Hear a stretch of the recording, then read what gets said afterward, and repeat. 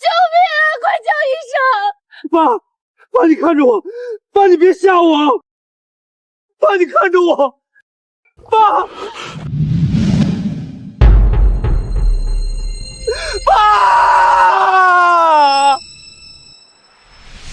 建国哥，你别吓唬兄弟啊！滚！远哥，这事儿可不能赖我们啊，是建国叔他自己心脏不好，受不了刺激。我让你们滚！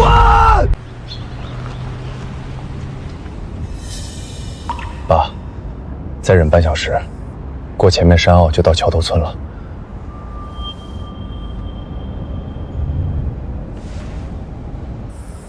快到了，没想到都5年没回来了。爸，这次回老宅多住几天，村里空气养人。我撑着回来，就是想最后看一眼。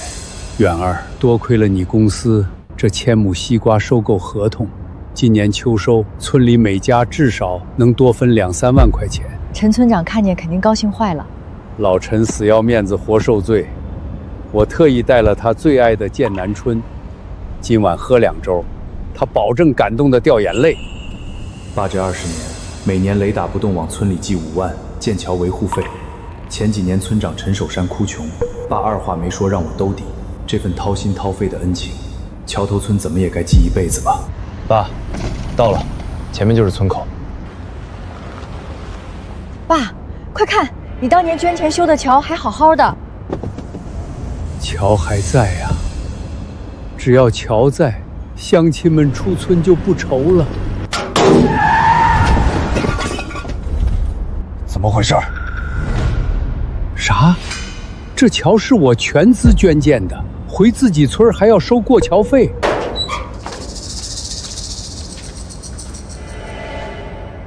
是大壮，我是你建国叔啊！你小时候我还抱过你呢。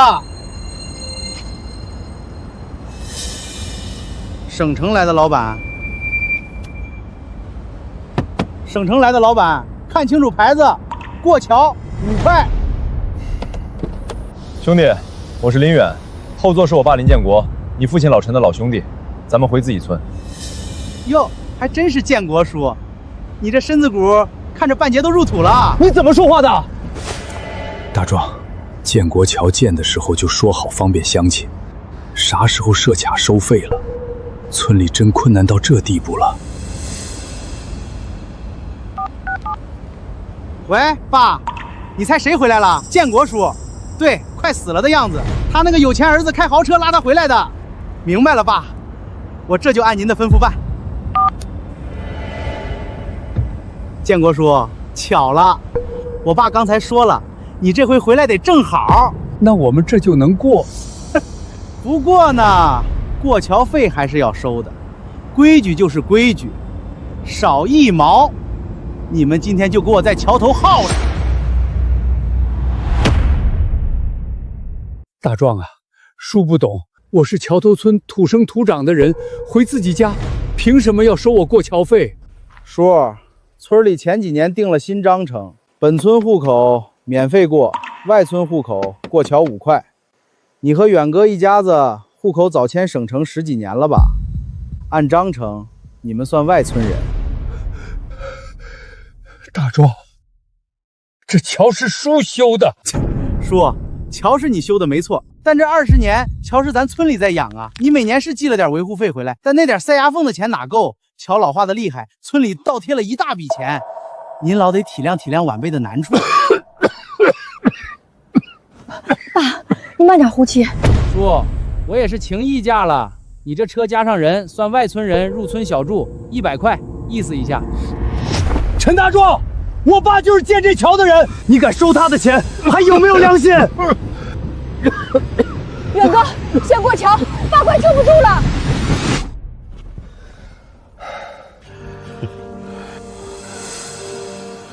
这就是爸挂念了一辈子，护了20年的好乡亲。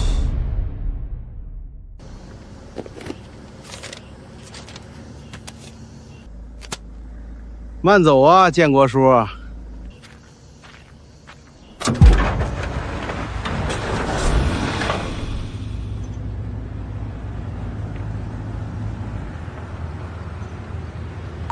这桥怎么一点也不像是长期修缮维护的样子？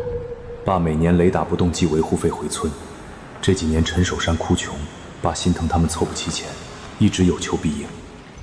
爸，这桥破成这样，你寄回来的那几十万血汗钱，估计1分都没花在桥上。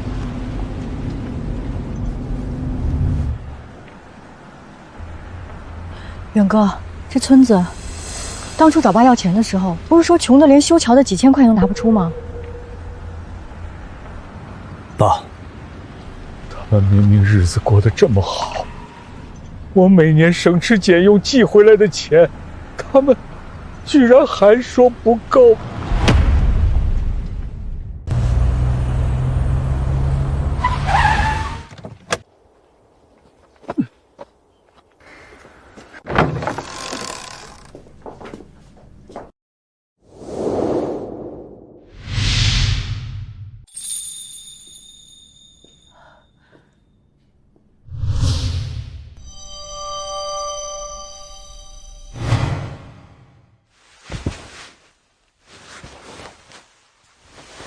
爸，您别伤心了，您先在炕上躺一会儿，我去厨房给您烧点热水顺顺气。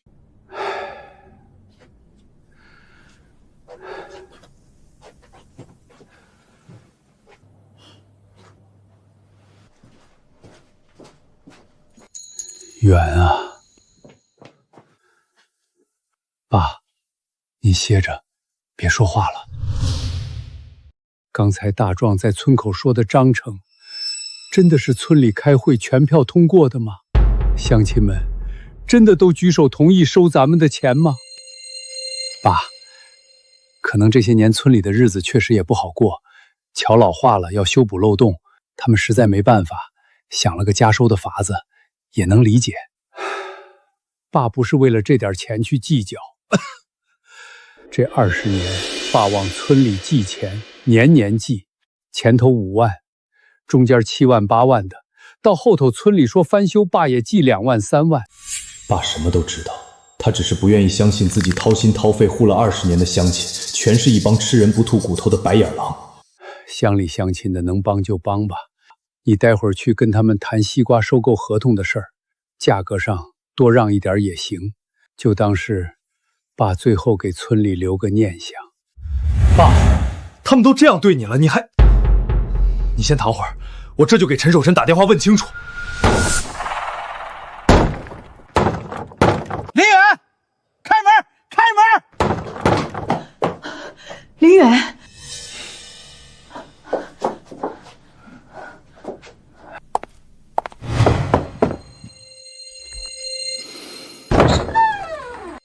守山。哎呦，建国哥，你可算回来了！我刚才听大壮说你今天到了，我这不马上就赶过来了。守山啊，20年不见了。建国哥，这件事说起来就不好意思了。大壮刚跟我说了桥头的事儿，我也当场说了他。我说建国哥怎么能算外村人呢？咱村可绝对不能让修桥的大功臣寒了心呐。但是建国哥啊，虽然你已经不算是本村人了，但这桥是你修的。这几年你每年寄的钱根本不够修桥的窟窿，是村里大家垫付的，麻烦你补交一下欠大家的140万修缮费吧。你说什么140万？陈叔，你这句话什么意思？且不说凭什么让我爸补缴费用，这140万你们又是怎么算出来的？哎呀，侄儿媳妇儿，你别急嘛，这140万的账，村里也不是非要你们全掏。50万，建国叔，你要是今天痛快点，给个50万的买断费，这事儿就在村里翻篇了。以后村里依然把你当本村的贵客对待，你看咋样？连遮羞布都不要了，挑明了就是敲骨吸髓的上门要钱。你们，爸，你慢点缓气，你别听他们胡说。陈叔，我爸刚下车，舟车劳顿，现在还没歇过一口气。这件事咱们改天再谈，慢走不送。远子，你怕不是不想给钱吧？大家伙都在着呢，这件事今天绝对不能拖，赶紧给钱！远哥，我把丑话说在前头，建国叔要是这50万舍不得拿，我们也为难。不过嘛，村里一个老人前阵子才凑一块合计过，你们林家修的这座桥本来就是私自建的，当年根本没走任何官方的报批程序。这要是把这件事定性成违规私建捅到镇上去，会有什么后果？你们比我清楚吧？私自建桥，当年是你们跟我说村里穷，没钱去县里跑报批，是我自己掏空了腰包给村里建桥的。建国哥，时代不一样了，我们能讲人情，法规可不讲。陈叔，既然你们不要脸，那我就把话挑明。这桥过去这5年，你私设关卡，年年收过路费，一天几十辆车，一年少说也有20万的进账，10年累计200多万。我问你，这200多万的钱进哪儿了？远子，你这话就过分了。大家这些年帮你们林家看着桥，不都是苦劳吗？分点钱怎么了？就是，桥是你们修的，但占的地不是村里的吗？我们还没找你要租金呢。那我问你，我爸这20年，每年雷打不动寄回来的几万块维护费，村里出过一张收据记录吗？你们说桥梁老化需要维护费，可现在桥上的栏杆锈的脱了一层皮，桥面裂的能塞进一个拳头，你告诉我钱花到哪儿了？好，你行，这个旧账咱们以后慢慢算。但今天我就站在这儿问你最后一句，那50万你给还是不给？当初你说过这桥只要修起来，咱桥头村世世代代都念我的好啊。爸，您身体不好，别说了。我念了大家20年的好兄弟、好乡亲啊！你今天竟然带人上门，要敲诈我50万！爸！爸！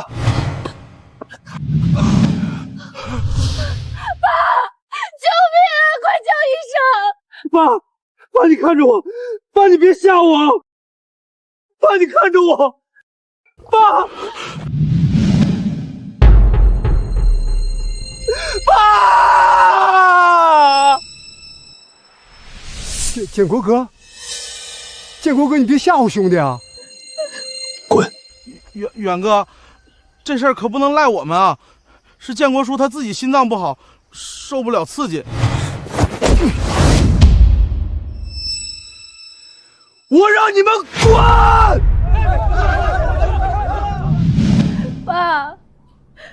爸刚才还在车上高高兴兴的跟我说村里的事儿，他怎么就。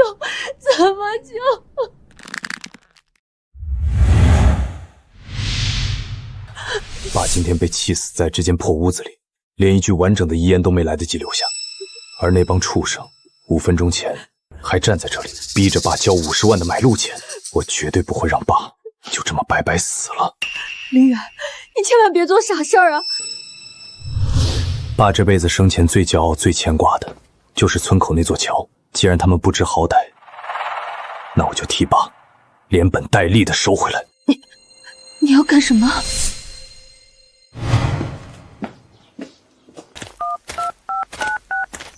老张，我有事求你。林总，您吩咐，指哪儿打哪儿。桥头村建国大桥，20年前我爸全资自费修的，我要让你连桥面带底座全都给我炸成粉末，一根钢筋都不许留。我明白了，林总，报备手续我亲自去跑。明天上午8点，重型挖掘机和爆破工程队全部按时抵达桥头村。拆吧，炸个干干净净。爸生前最在乎这桥，要是爸还活着，肯定也不愿意这座当初救命便民的桥变成这帮畜生敛财的工具。好，明天早上8点，我就替爸讨回公道。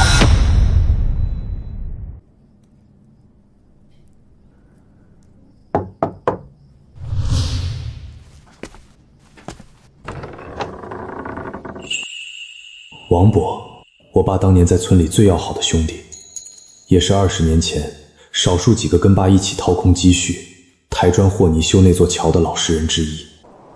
园子，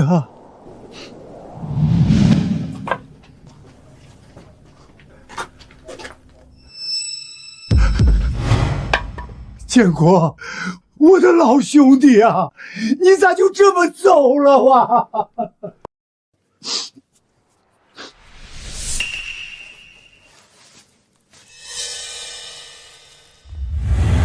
远子，这本账我替你爹藏了整整10几年了，我日盼夜盼，就盼着建国能活着回来，没想到等来了的却是这一天。远子，还有过桥费，过桥费也是陈守山一家子把持着。你爹被贪污的建桥维护费，加上他们私设关卡收的过路费，累计下来，少说也有整整300万。林远，他们这是把我们林家当成了世世代代可以随便抽血的血包。王伯，谢谢你今天把这东西送来。你放心，我们一定妥善处置这座桥。建国走前最后那2年，常跟我念叨村里这帮人念旧情，我没忍心告诉他真相啊，结果竟是被那帮畜人生生逼死了呀！林远，喝点热水吧，你一夜没合眼了。我没事。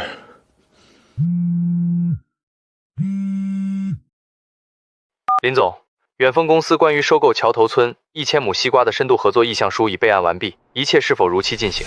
这份价值上千万的大合同，原本是我准备亲手送给乡亲们的谢礼，现在看来，他们不配。立刻取消签约，就算他们的西瓜全烂在店里发臭，也不许收1粒子。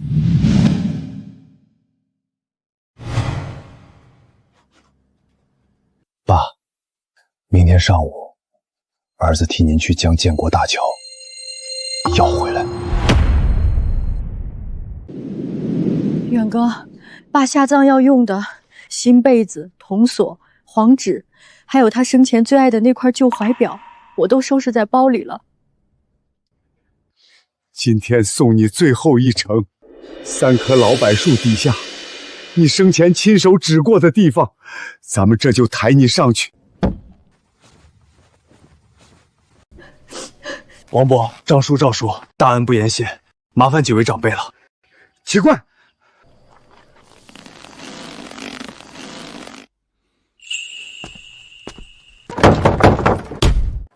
林远，赶紧把门打开！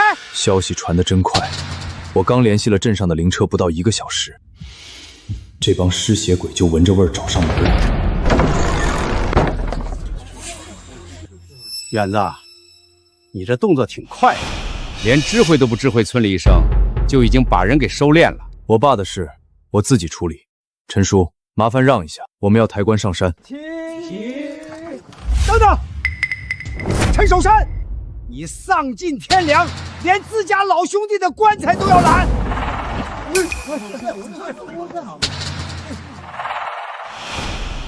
下葬是好事儿，讲究个入土为安。可咱毕竟是乡里乡亲的，村里有村里的规矩，咱们得商量商量。商量什么？第一件，建国哥户口迁出去13年了，外村人入村办丧事，埋进咱村的祖坟得交落叶归根费3万，祖坟用地费2万，合计5万块。放屁！什么时候村里有这老规矩了？建国都走了，你还有脸要钱？别急啊，第二件，也是今天最要紧的一件事儿。建国哥活着的时候，从来没说过这桥是他林家的私产。现在建国哥不在了，这桥按理也该无偿归村里。昨天你们为了50万的烂账，活活逼死我爸，今天又带人堵着他下葬。陈守山，你这哪是在要桥，你是在敲骨吸髓！远子，你这说的什么话？叔都是为了你爸好啊！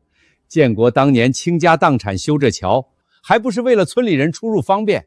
建国哥要是地下有知，他也肯定愿意把桥给我们。就是啊，你和你爹在省城当大老板，开豪车住别墅，你又不缺这点钱。这桥放你名下，那就是个无人看管的烂摊子，放村里交给大家伙管，那可是全村人的活路啊！可不是嘛！建国叔要是醒过来，听见你为了这座桥跟全村人讨价还价，准得再被你活活气死一回。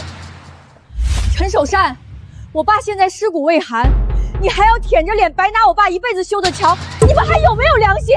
饭可以乱吃，话可不能乱讲。建国叔是自己心脏病发作没挺过去，这事儿派出所来了也得看医院的病历。我爸生前还说过，他这一辈子最骄傲的事，不是去了省城，而是回村修了这座建国桥。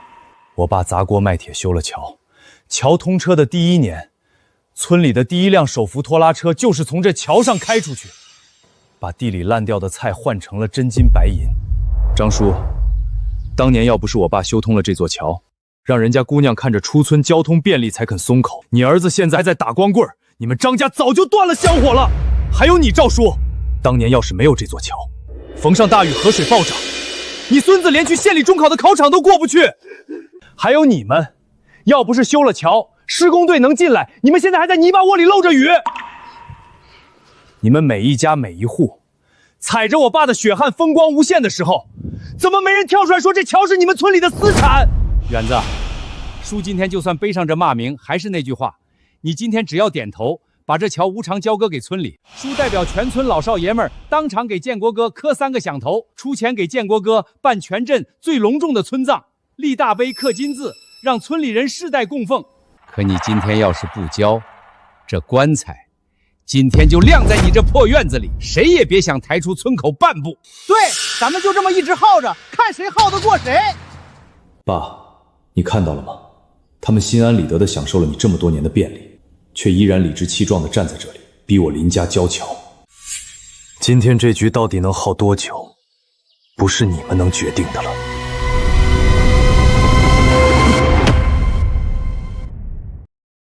啥意思？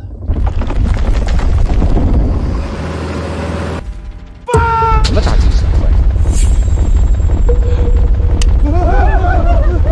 啥动静？老天爷呀，全是大车就在桥边，他们这是拆桥啊！快，跟我去桥头，谁敢动咱村的桥，老子今天跟他们拼了！远子，外头出啥事了？咱也去看看。王伯，您几位老人家留在这里陪着我爸，我去桥头办点事儿。远子，那帮畜生人多势众，你一个人……王伯，您几位替我守着我爸的棺，这是天底下最要紧的事儿。行，见过我们几个老家伙拿命替你看着，你去。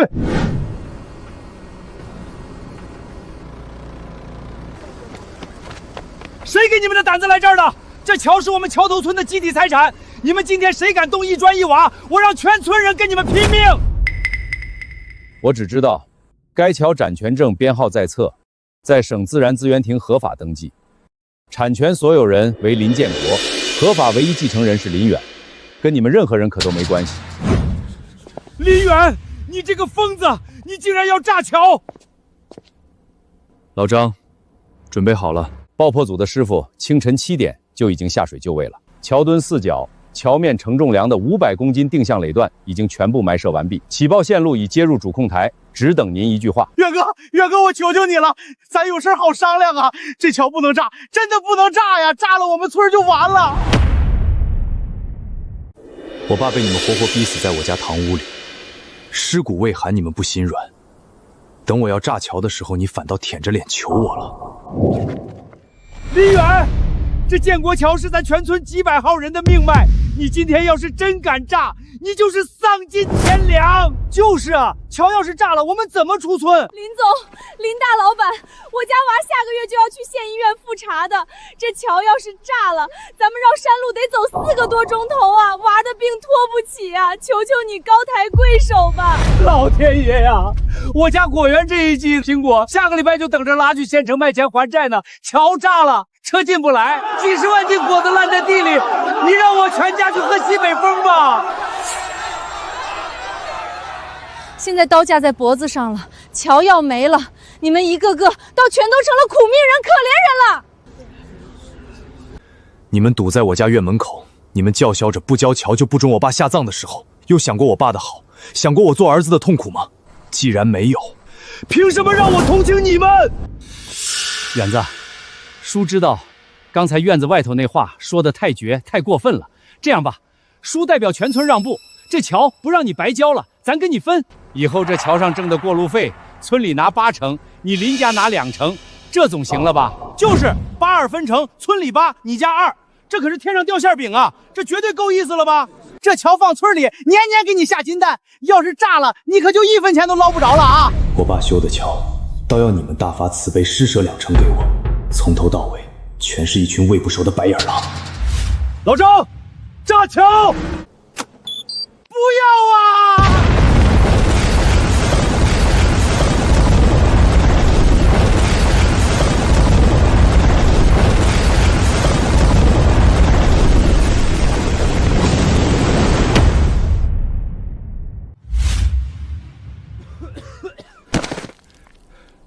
真炸了！你竟然真的把咱们命脉给炸了！完了，全完了！这可是咱们村唯一能进城的路啊！林总，爆破任务圆满完成，危桥主体已彻底摧毁，未造成任何人员伤亡及次生灾害。辛苦了，老张，替我谢谢兄弟们。拿钱办事儿，林总客气。林远，你给我站住！你以为你在省城有几个筹钱就能来咱们桥头村只手遮天？老子现在就去镇上告你破坏村集体财产！对，告他！林远，你以为你是大老板就没人治得了你了？咱们几百号人去告你，要把你拉下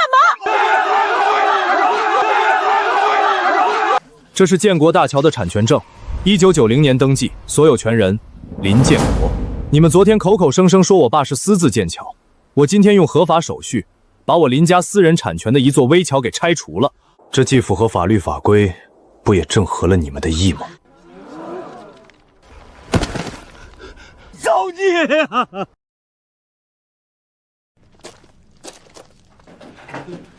远子，外头到底怎么样了？陈家那帮畜生没难为你吧？我把桥拆了，连桥面带底座全都成了粉末。王伯，外面的事儿彻底了结了，爸生前的心血收回来了，他终于可以安安心心的下葬了。拆了也好，那座桥耗了建国20年的心血，现在拆了，也算是跟着建国一起走了，干干净净，谁也别想再占他的便宜。远子，起棺！远子，当家的，你在前面引路。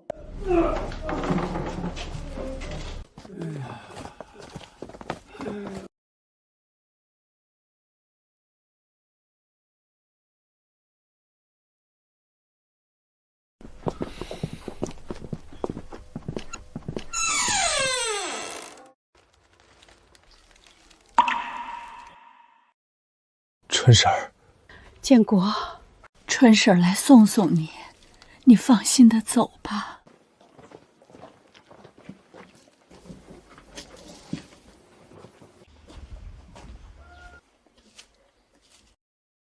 建国爷爷，石头来送你。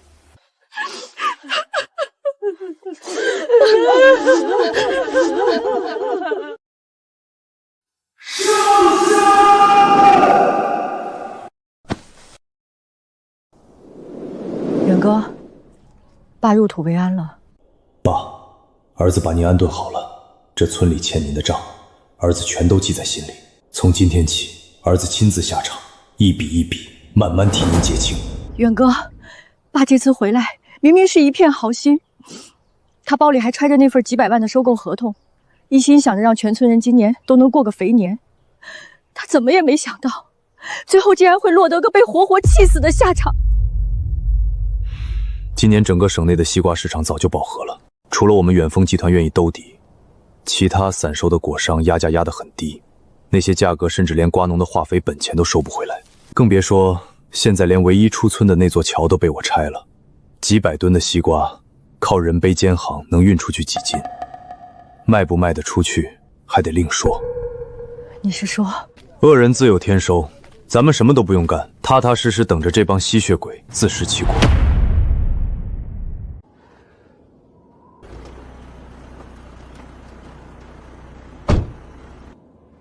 这桥咋断成这样了？我们这几十吨的化肥和水泥怎么开进去？师傅，桥坏了，您辛苦一趟，绕一下后山的土路进来行不行？加钱，我们给加钱。开什么玩笑？后山的破土路坑坑洼洼，我这满载的大车开上去4个钟头都下不来，弄不好还得翻车出人命。我们老板发话了，桥不通，单子全部取消，违约金你们自己看着办吧，退钱。完了，开出这2种花费进不来，地里的庄稼全得旱死。我那盖了一半的新房啊，没水泥，马上就快下雨了，这房子不就全塌了吗？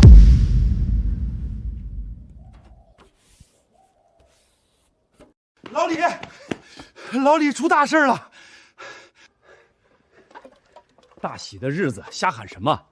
南方接亲的队伍到哪儿了？黄了，柳树湾的男方家刚才打电话来退婚了。你放什么狗屁！36辆接亲的摩托车都订好了，今天过门，他们凭什么退婚？人家男方爹在电话里骂了，说咱们村唯一出村的桥都没了，接亲的队伍根本进不来。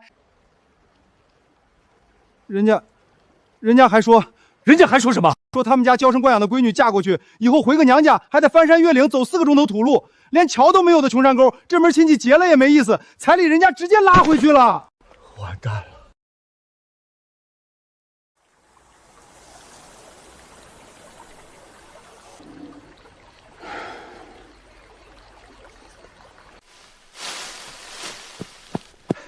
周老板，你可算来了！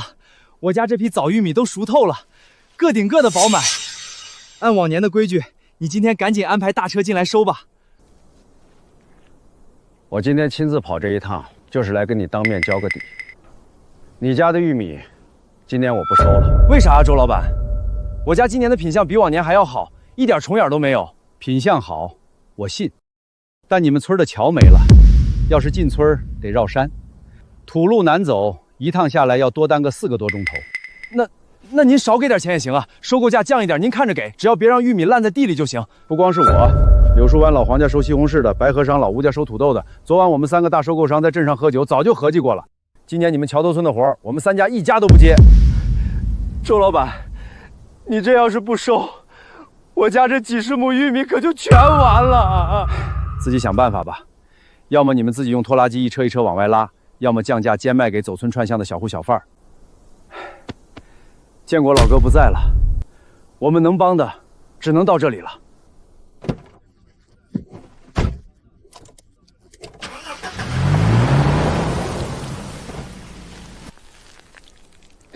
怎么办？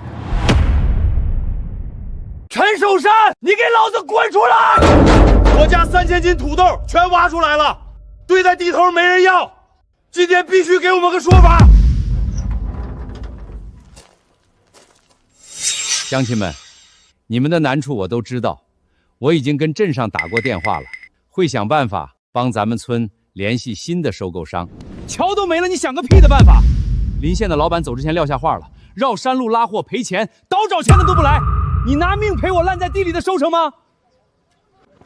陈守山，我闺女的婚事黄了，男方连夜把彩礼车给撤了，这门亲事到底黄在哪里？你心里没点数吗？老李，你少在这儿借酒发疯。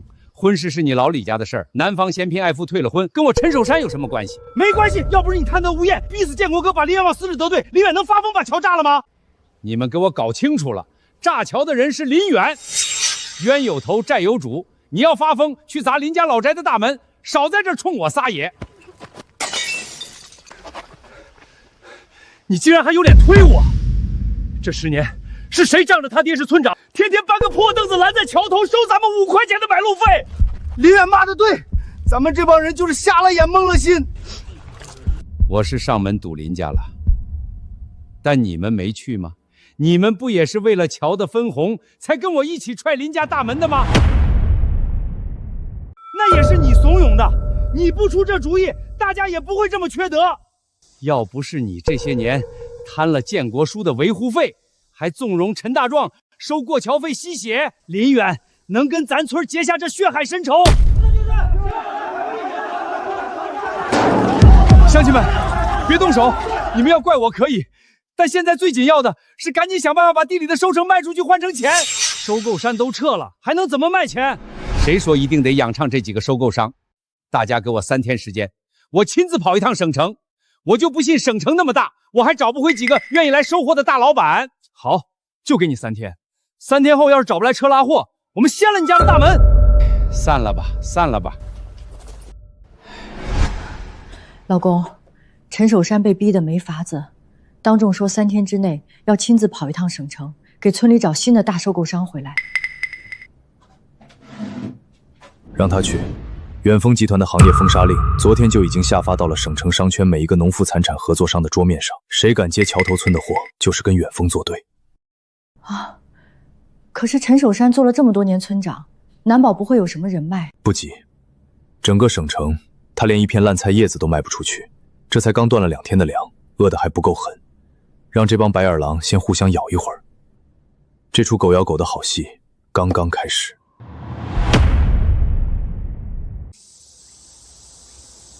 这么多瓜都熟了吗？换做往年，地头早就停满外地牌照的大铲车了。但自从桥炸了后，连个收瓜的鬼影子都没有。快点，拉到县城菜市场去散卖，再不拉出去，这瓜就全烂地里了。爹，我这破三马子一趟撑死拉500斤，咱家3万多斤西瓜，我得来回跑60多趟，再加上绕那条破山路，单出就得4个钟头。等我全拉完，西瓜烂的比我跑的还快，油钱都不够倒贴的。那咋办啊？这可是咱全家熬了1整年的指望啊！李老板，求您了，您派个小车来也行啊，价格好商量。张哥，我是桥头村的小强啊，咱家那瓜……桥头村，你们村现在在省城商村里，大名叫断桥村。远丰集团放了话，去你们那儿收货，就是跟他们作对。我去你那儿收一车瓜，明天我的生意就得黄。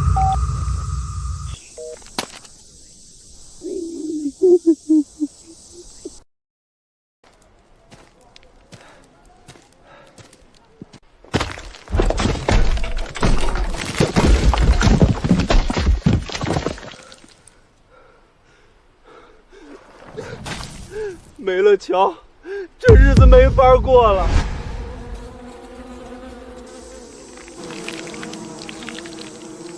爸，这可咋整啊？真就眼睁睁看着这3000亩瓜全烂成水。你不是说要去省城找大收购商吗？这都几天了，你天天窝在家里打电话，连村口都没出去过。你老子闭嘴！我这3天把省城所有认识的老板电话打了个遍，没收一个咱村的瓜，咱们的活路全封死了。这咋整啊？陈守山，你拍着胸脯保证的省城大老板呢？我家3亩西瓜，全家老小1年的口粮钱，全烂在地里发臭了。乡亲们，你们先松手，再给我2天时间，我再打电话。你联系到现在，连个收破烂的都不肯来。你找不到人就不行，早说。我们自己想办法出去求爷爷告奶奶。你生生拖了我们7天，西瓜全完了，你赔我们的血汗钱。陈守山，都这个时候了，还要硬撑吗？要不你去求求林远帮忙，他不是在省城打拼吗？说不定认识远丰集团的人。就是，现在只有全省最大的远丰集团能吃下这批货，林远肯定有路子能攀上这层关系。林家这20年寄回来的修桥钱你贪了，林家自己掏钱修的桥，你带着你儿子逼人家炸了。你陈守山要面子，拉不下老脸去求人家帮忙牵线，是不是？行啊，你要面子，我们要命。对，让陈守山去求。祸是他惹的，他得给全村负责。去，马上拉下脸求人家林远高抬贵手，帮全村说句好话。谁说非得去求他林远牵线？建国哥生前留过远丰集团总部的名片，我是桥头村的村长，我自己打给远丰。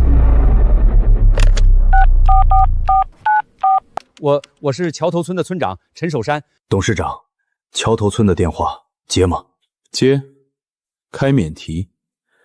听听咱们陈村长能开出什么条件？我是远丰采购部刘海生，陈村长有何贵干？我想找你们采购部门的领导谈谈西瓜收购的事儿。哦，桥头村的西瓜啊，是这样，我们桥头村今年的早熟西瓜3000亩，各大包甜，品质没得挑，想跟贵公司谈个收购的单子。你们村的西瓜我们不去看看吧，至于收不收，看我心情。既然陈村长亲自开口了，明天我们派2辆车下去看看货。但是陈村长，丑话我先放在前头，你们村连桥都没了，大车进不去，运输成本翻倍，这收购的价格，你们要有心理准备。行，您派人来看，只要能收走就行。乡亲们，远丰公司明天派人来收瓜。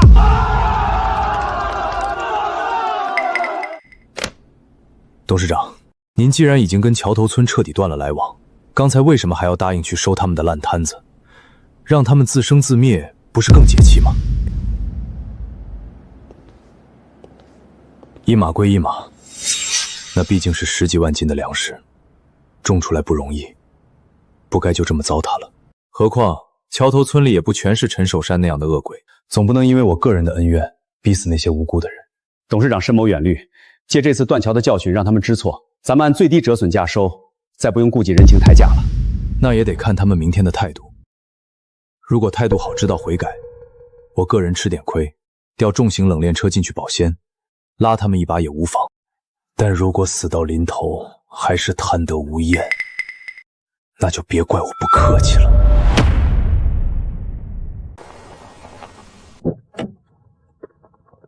您就是省城远丰公司派来的刘海生刘总监吧？刘海生，远丰集团采购部副总监。看来我想多了，远丰这么大的盘子，怎么可能是林远那种毛头小子的？刘总监，您这一路绕山路辛苦了。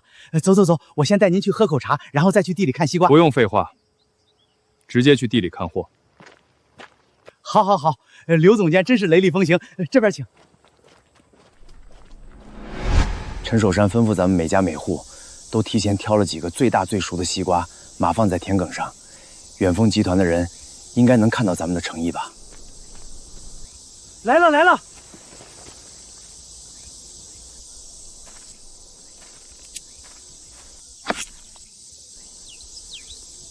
糖度12，水分饱满，品相合格。您看咱村这瓜，这成色，这品质，绝对是全镇第一。桥头村去年的西瓜市场收购均价是1斤5毛8分钱。对，咱们桥头村的瓜可是远近闻名的好瓜，今年这涨势更是肯定价格更高。我给你们的价格是1斤8分。你说多少？8分？1斤西瓜8分钱？你开什么玩笑？桥头村距离我们省城的生鲜仓库原本只有1个半小时的车程，但现在桥断了，我的车要绕后山土路，单程4个小时，油耗翻倍，车辆折损翻倍，装卸搬运的人工费全部翻倍，更别提一路颠簸造成的西瓜破损率。可是卖不卖你们自己考虑清楚。8分钱1斤，我包圆全收。3000亩地，总计大概90万斤，总价7万2千块。现金，签了字，车队立刻进山拉人装货。我家3亩地整整4000多斤瓜，按你这价只能卖320块钱，我光买化肥的钱就投进去2000多。8分钱，这连地里一捆烂青菜的钱都不够，你这是明抢啊！刘总监，这个价格我们连个本都收不回来，我们卖不了啊！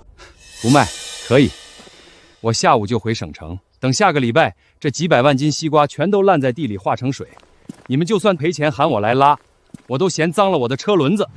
陈村长，你是桥头村一把手，这字签还是不签？你拿主意。我只给你10分钟，10分钟不到，我立刻走人。远丰集团这摆明了就是趁火打劫，但如果不签，这瓜就全完了，村民绝对会当场扒了他的皮。乡亲们，刘总监说的也对，咱们现在没路可走，8分就8分，这个价格好歹还能捞回几百块钱的本钱。陈守山贪了建国树20年的钱，现在桥断了，凭什么让我们赔上棺材粉卖西瓜？你们自己动脑子想想，8分1斤也是钱，不卖，明天就全都烂成水，你们1分钱都见不到。还有5分钟。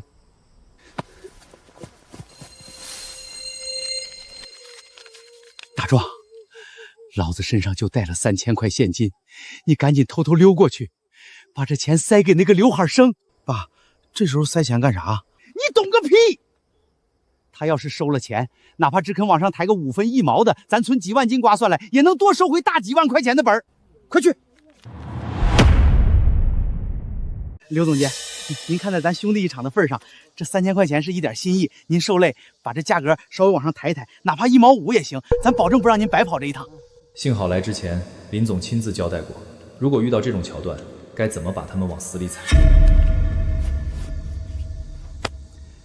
行，够仗义。谢谢刘哥，谢谢刘哥高抬贵手。乡亲们，大家静一静。我刚才考虑了一下，看在你们陈村长家这么有诚意的份上，我再给大家让一让步，我把收购价格往下再压1分，7分钱1斤。啊？陈村长，怎么了？你儿子刚才偷偷塞给我钱的时候，又没明说到底是要抬价还是压价啊？我做了这么多年采购，通常村干部偷偷给我塞钱，都是希望我把官方收购价压得越低越好，这样你们才好在中间做阴阳账本，把差价揣进自己的腰包，对吧？不然他为什么要偷偷给我塞钱呢？不是这个意思，乡亲们，这就是刚才陈村长的亲儿子当着我的面亲手塞给我的3000块钱，至于他塞钱，到底是想吸你们的血，还是想帮你们，你们自己问他。陈大壮，你还想从我们血汗钱里吸血？打死这帮吃人不吐骨的畜生！不是，爸，救我呀！我没有。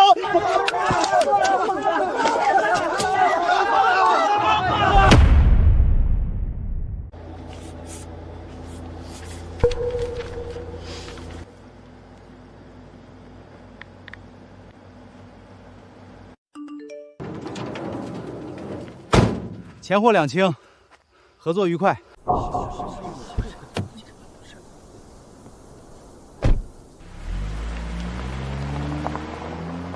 1年的血汗，连化肥钱都没收回来，这下可怎么活呀？爸，你看，刘总监，他怎么去林家了？爸，林远不是在省城打拼吗？难道他认识这个刘总监？今天西瓜亏本这么多，大家伙肯定要找我算账，我必须找个替死鬼，把这口黑锅甩出去。乡亲们，都停下，出大事了！陈守山，你又想耍什么幺蛾子？你们看看那个刘海生，刚一收完瓜就进林家大门了。我就说远丰集团这种大公司，怎么可能知道咱村桥断了，还把价格压得这么死？肯定都是林远干的。没错，林远在省城混了几年，肯定认识这个刘总监，是他躲在背后牵线搭桥，故意让刘海生把价格压到7分钱，就是要整死他们全村啊！啥？是林远搞的鬼？乡亲们，你们看看手里的钱，1年到头就换回来这么几张破纸。林远炸了咱村的桥还不解恨，他这是要断了咱们的活路，要赶尽杀绝呀！林远这个畜生，他这是要逼死我们一家老小啊！林家小子太毒了，这哪是压价，这是喝咱们的血！咱们辛辛苦苦种的瓜，凭什么让他林远拿去送人情搞报复？乡亲们，咱村现在被林远卡得死死的，他炸桥压价断咱活路。林建国生前装好人，他儿子更是个吸血鬼。咱们今天就去他家，把今天的这笔血汗账讨个说法。走，去林家。走，找林远算账。林远，你是不是非得咱们全村人都逼死你才高兴？滚出来！林远，你个背后捅刀子的小人，炸桥不够还要串通外人压价。林远，你的良心被狗吃了吗？林远，你不敢见人是不是？你再不出来，老子今天带人把你家这破房子给拆了！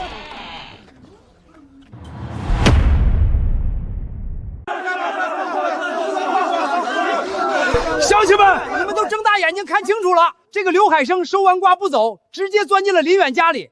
我就说天下哪有这么巧的事儿，林远就是跟外面这帮奸商早就串通好了，故意在压咱们的价。林远，你哪怕记恨我们，也不能拿全村人的血汗钱做交易啊！就是，你联合外人坑咱们桥头村，你算什么男人？你们快烂在地里的瓜，其他收购商连看都不看一眼。远丰集团肯大老远派车来收这些烂瓜，那是天大的好事儿，是救你们的命。你们现在居然倒打一耙！救命个屁！我看炸桥也是你们早就蓄谋好的。大家仔细想想，他林远早不炸晚不炸，偏偏在西瓜熟了的时候把桥炸了。没错，我看他就是故意断了咱村的活路，让别的老板进不来，然后好让他认识的这个奸商趁火打劫，用7分钱的底价把咱的瓜包圆。对呀，我就说他怎么敢把桥炸得那么干脆，原来是为了垄断咱村的西瓜。这招简直太阴毒了，拿咱们几百号人当猴耍！不要脸的奸商，还我们的血汗钱！把骗走的瓜吐出来！你们敢这么跟林？趁火打劫？你们是说远丰集团调动10几辆重型冷链卡车，顶着翻车的风险走4个小时的盘山蜀路，就为了收你们地里那些快烂成水的垃圾？你们去县里打听打听，现在的油价和人工费是多少？真要算账，远丰这趟连运费都在倒贴，纯粹是在做赔本的慈善。你们有什么资格在这里叫唤？少在这花言巧语装好人，反正结果就是你炸了桥，害得我们每家每户都赔了成千上万块钱。你今天必须给全村人一个说法，赔偿我们的损失。对，必须赔钱，把我们亏的钱补上，不然你们今天谁也别想走出桥头村。要赔偿可以，咱们现在就来算算这笔账。你们堆在地里的西瓜暴晒了整整7天，底层发酸腐烂的比例已经超过了40%。另外， 15辆重型冷链卡车的油耗和折旧费，还有运到省城挑拣发臭烂瓜的人工费，剩下那40%的烂瓜环保处理费等等，这些成本加起来整整10万。而你们这批瓜的合同收购价是6万3千块。真要按商业规矩算赔偿，你们桥头村现在还倒欠远凤集团3万7，谁来结一下？你这纯粹是瞎算，这都是你一张嘴编出来的糊涂账，糊涂鬼呢！就是，哪有买瓜还倒贴钱的道理？你就是抠门，就是不想掏钱赔给大伙儿。你们还要不要脸？我爸骨肉未寒，你们敲诈勒索了200多万的过桥费，我们连提都没提，现在反而跑来我们家门口闹哼，事。一码归一码，你们林家要是兜里没钱了，那就去找远丰集团要。你不是认识远丰集团的人吗？你去求他们啊！对啊，咱们是老老实实面朝黄土背朝天的庄稼人，只要你去求情，远丰的大老板肯定会可怜咱们，随便露出个几十上百万当补贴，这事儿不就结了吗？对，你去求远丰的大老板出钱，大老板都有钱，做点慈善怎么了？他们这么大公司跑来坑我们这些穷苦百姓的血汗钱，他良心过得去吗？让他掏钱赔偿。哦，听你们这意思，远丰的老板不仅没好处，还得倒贴钱做慈善。那如果远丰集团的老板现在就站在这里，你们打算当面对他怎么说？怎么说？老子当然让他拿钱，必须按照1斤5毛8的原价，把咱们全村的损失1分不少的补齐了。老刘，你都听见了，你觉得远丰集团该不该可怜这群老实的庄稼人？林总，这群贪得无厌的白眼狼，连做人最基本的底线都没有，他们活该。林远竟然是远丰的董事长，不可能！守山叔，你大侄子是董事长，你怎么反倒不高兴呢？身价过亿的大老板最讲究名声，讲究衣锦还乡。只要我豁出这张老脸，说几句软话，给他个台阶，他肯定不好意思真跟我们这帮乡亲撕破脸。哎呦，小远啊，你看看这事儿闹的！你说你这孩子既然当了董事长，回村怎么不早跟叔透个底儿呢？你要是早亮明身份，大家伙刚才还能在门口，这全都是一场误会啊！就是啊，远哥，咱们可是从小光着屁股一起长大的兄弟。刚才那都是大伙儿心疼地里的西瓜，急红了眼。咱们都是没文化的泥腿子。你现在是身价上亿的大老板，肯定不会跟咱们一般见识，对吧？林总，既然远丰是您的产业，那刚才那7分钱的收购价，肯定是您跟咱开的一个玩笑，故意考验咱们呢。是啊，远子，你爸当年在村里人缘多好啊！你现在发达了，拉扯乡亲们一把，那是天经地义的。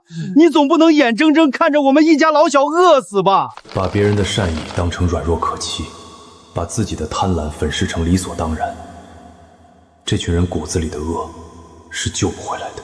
一家人，半个钟头前，你们拿着锄头扁担堵在我家门外，怎么？现在发现我是远丰的老板，发现你们惹不起我了，这笔账就成了一场误会了。算什么账啊，小远，你这话就生分了。咱们都是老实巴交的庄稼人，穷怕了，一时情急说错2句话，你还能真往心里去？林总，我们给你鞠躬道个歉还不行吗？你赶紧把合同改了，大家和和气气多好。拦着我爸的棺材不让下葬的时候，你们不老实；在桥头设卡强收20年买路钱的时候，你们也不老实。现在眼看西瓜烂在地里换不到钱了，你们倒想起来装老实人了。我原本觉得种地确实不容易，10几万斤的粮食烂在泥里是造孽。就算你们这群人再恶心，我倒贴运费和处理费把瓜收走，也算是对得起生养我爸的这片土地。对，林总心善，那咱们赶紧把合同改了。但我现在发现我错了，救蛇的农夫只会被咬死。我林远在省城做着上千万的买卖，这点从烂瓜里抠出来的苍蝇肉，我还真不乐意赚。没错，省得出了钱派了车组，最后还要被你们堵在家门口，拿着农具指着鼻子道德绑架。远子，你这是啥意思？合同咱都按了手印了啊！老刘，在。合同全退了，让车队把装上去的西瓜怎么搬上去的，就给我怎么卸回地里，1斤不收，1颗不带。明白？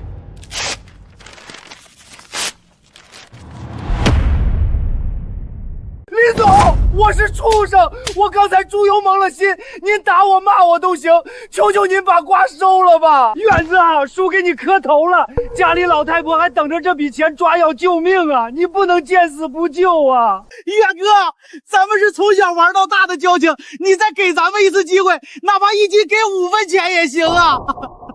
林总，千错万错都是我的错，你放过大家伙。鳄鱼的眼泪，现在哭得惨，不过是因为刀子割到了他们自己的肉。我给你们很多次机会，可你们做的事，只让我感到一次失望。你们自作自受，和我有什么关系？林远，你就是个铁石心肠的怪物，我们都给你跪下了，你还想怎么样？好狠的心啊！你今天退了合同，就是存心要逼死我们全村老小。你爸在天之灵看着你造孽，他能安生吗？我就说他是个吸血鬼，他就是故意设局耍咱们。林远，你把事做绝了，早晚有报应。咱们桥头村的人就算饿死，做鬼也不会放过你。这才对，这才是你们桥头村人该有的嘴脸。装什么可怜的老实人？路是你们自己选的，桥是你们逼我炸的，合同是你们自己做没的，满地烂瓜你们留着慢慢吃，自求多福吧。完了。林远现在是身价上亿的大老板，他要是记恨咱们，以后随便动动手指头，咱们全村连条活路都找不着。他根本不在乎咱们的死活，咱们把他得罪死了，他要是继续在外面掐咱们的脖子，咱们桥头村不就成了死村了吗？都怪你们父子，要不是你们贪了修桥的钱，逼死了建国叔，林总能这么恨咱们吗？对，林总要报复也是冲你们陈家来的，你惹的血债，凭什么让全村人的收成跟着陪葬？你赔咱们的粮食，给咱们个说法！再打住！快跑！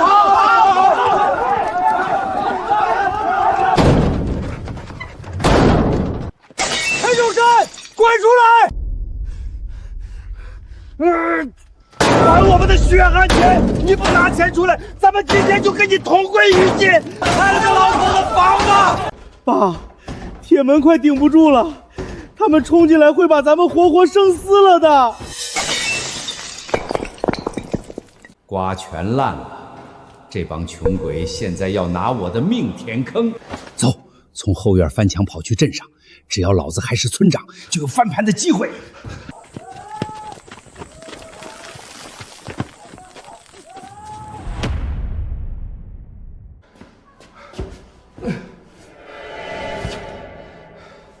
只要能见到镇长，说不定村子就还有救，林远也翻不起什么坏。领导，省里那个修路指标再不定下来，恐怕期限要到了。我正在琢磨给哪个村合适。省里今年拨下来的这个定向扶贫公路特批指标，资金雄厚，是个打翻身仗的好机会啊！是啊，领导，这条柏油马路要是修通了，那可是造福子孙后代的大政绩。您打算把这个指标给哪个村？原本我看好桥头村，他们村地势合适，但省勘探队说了，修路得先进重型勘探机械打地基。桥头村唯一的建国大桥刚被炸了，勘探车根本进不去。算了，时间紧迫，明天把这个指标转给隔壁的柳树湾吧。是。定向扶贫公路修路，天无绝人之路。只要老子能把这条公家的柏油大马路带回村里，让大车能进村，谁还在乎地里那点烂西瓜？老子就能继续当桥头村的天。领导，您不能把指标给柳树湾啊！咱们桥头村的几百口乡亲，就指望着这条路活命了。你是桥头村的陈村长，你这是干什么？赶紧起来！陈村长，不是镇里不照顾你们，是你们村没桥，省里的重型机士进不去，桥断了咱可以搭。领导，您给我一次机会，桥头村就是拿命填，也绝不拖公家的后腿。老陈，你先站起来。省勘探队下周3就要下乡，我最多给你7天时间。好，谢谢领导，谢谢领导。7天之内，你们桥头村要是能自己出钱出力，在河面上搭起一座能走重型机械的承重便桥，这个扶贫公路的指标就是你们的。要是搭不起来，指标立刻给柳树湾。以后镇里再有什么项目，你们村也别想沾边。7天，我保证完成任务，绝不给领导丢脸。林远啊，林远，你以为炸了破桥就能卡死我陈守山的喉咙？你做梦！我现在手里攥着公家的指标，这盘棋我赢定了。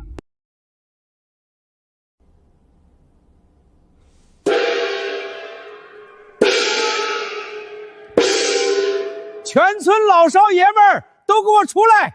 天大家的好事儿啊！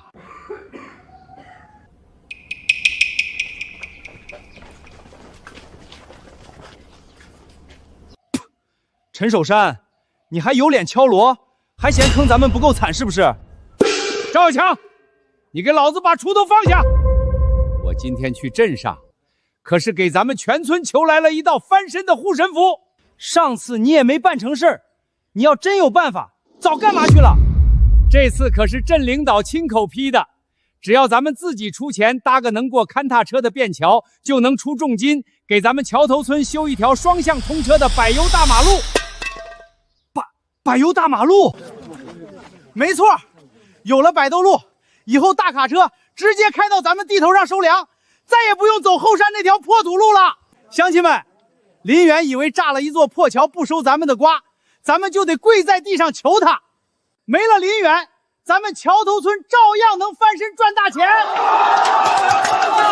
对，让他林远滚蛋，咱们不靠他。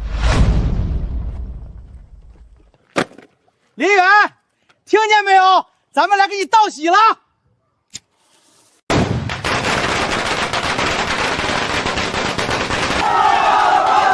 林远，你听见没？你以为你有几个臭钱就能只手遮天？我呸！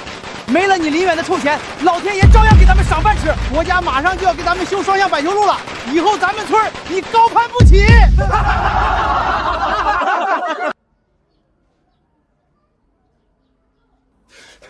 林总，这群刁民简直无法无天了！我现在就给省城安保部打电话，调人过来把外面这群东西全收拾了。老刘，放下。林总，他们都骑到您头上了，您能忍，我忍不了。天欲其亡，必令其狂。他们现在飞得越高，膨胀得越厉害，等摔下来的时候，才会粉身碎骨。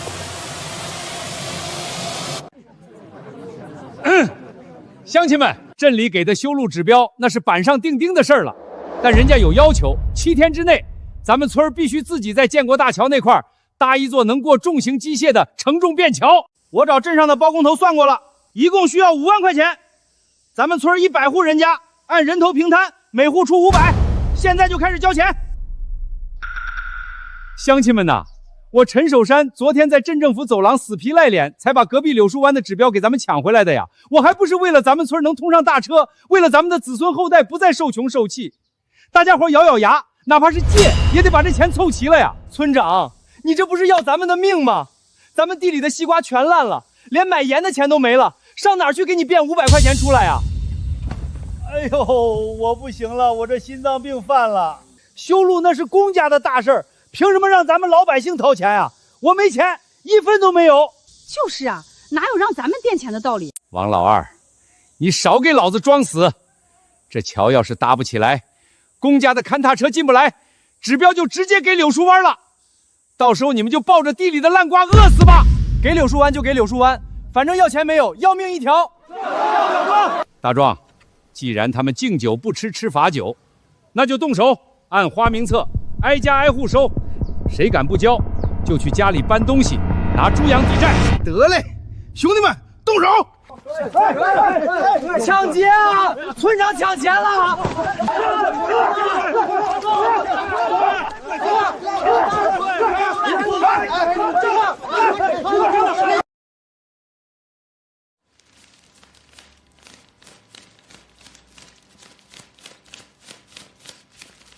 爸，数清楚了，整整5万块，1分不少。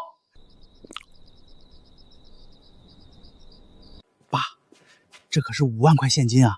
咱们真拿去买钢材建桥，就为应付勘踏队走那么1、2趟车，犯得着用那么好的料吗？大壮说的对，勘踏队的车就走个过场，只要桥当时不断就行。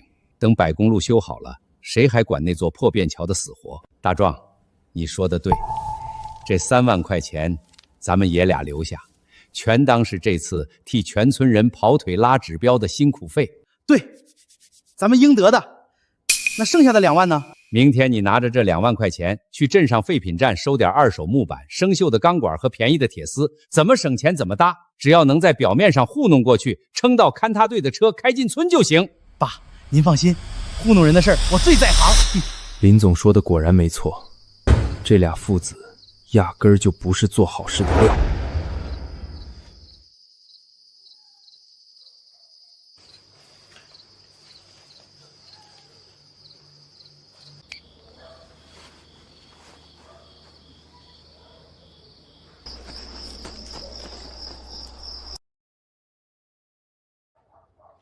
大壮哥，这批钢筋都是从几十年的老拆迁楼里生生扒出来的废钢，还有那边那几十袋水泥，放在露天淋过雨，早就受潮结成硬石头块了，别人白要都不肯拉走。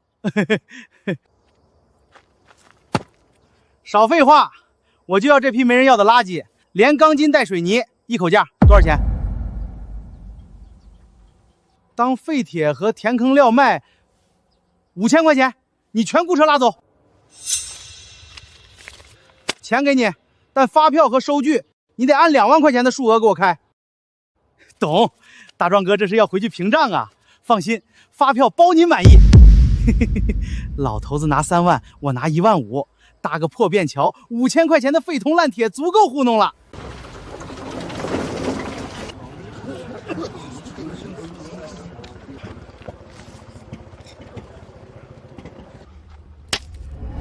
大壮，这钢筋一掰就断，这水泥也全成了死疙瘩，根本和不出浆来。说什么呢？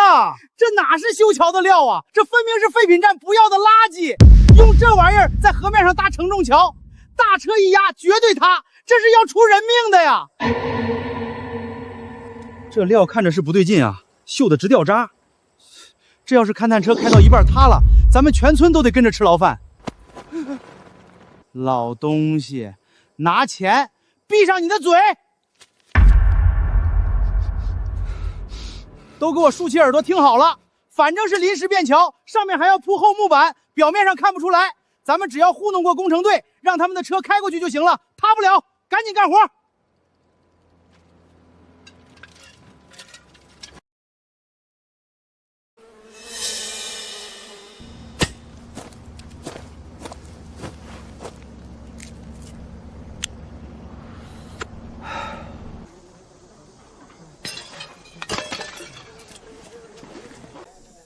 凭什么老子在这儿出苦力流大汗，他们在那儿抽烟歇着？桥是全村的桥，多干一点老子就亏了。不干了，歇着。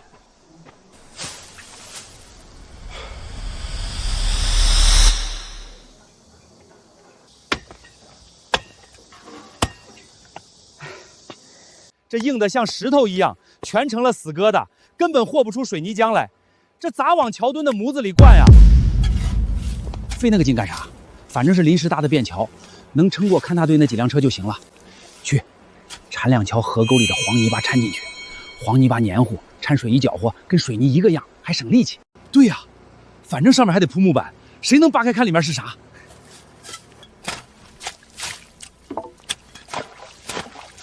这就叫钢筋铁骨，木头在泥里烂不掉，结实着呢。赶紧灌进去。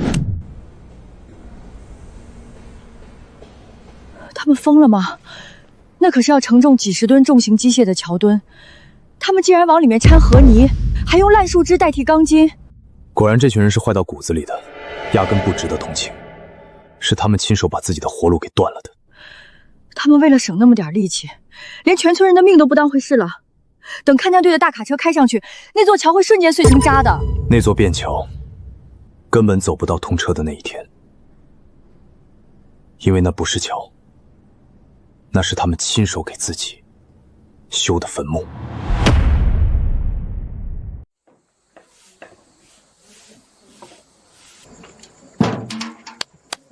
爸，你看这活干得怎么样？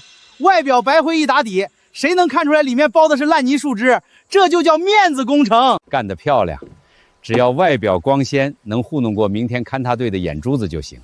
等柏油大路一修，这破桥谁还管他死活？林远，你躲在屋里听见没有？睁开你的狗眼看看，咱们桥头村自己把建起来了。咱们有国家给修大马路，咱们桥头村自己站起来了。你个忘恩负义的吸血鬼，没有你，咱们照样吃香的喝辣的。赶紧带着你的臭钱滚出咱们桥头村！吸血鬼滚出去！滚出桥头村！吸血鬼滚出去！滚出桥头村！爸，您护了他们20年，他们连您下葬都不让。明天，儿子就让他们把欠您的连本带利全还回来。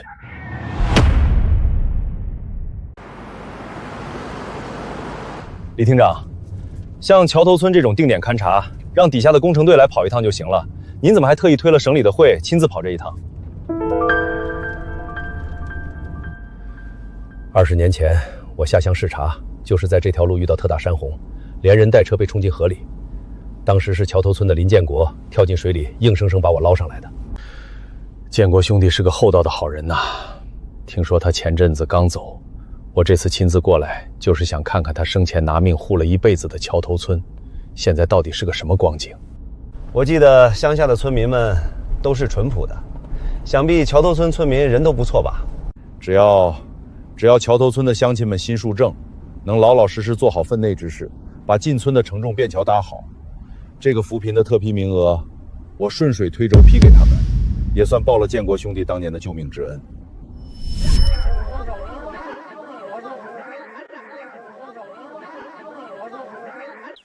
爸，来了！勘探车队来了！金山银山终于开进咱们村了，只要这车队一过桥，双向板条马马路就是我陈守山这辈子最大的成绩。欢迎领导视察，便桥已经修好，质量绝对没问题，车队不用停，直接上桥，直接开过来。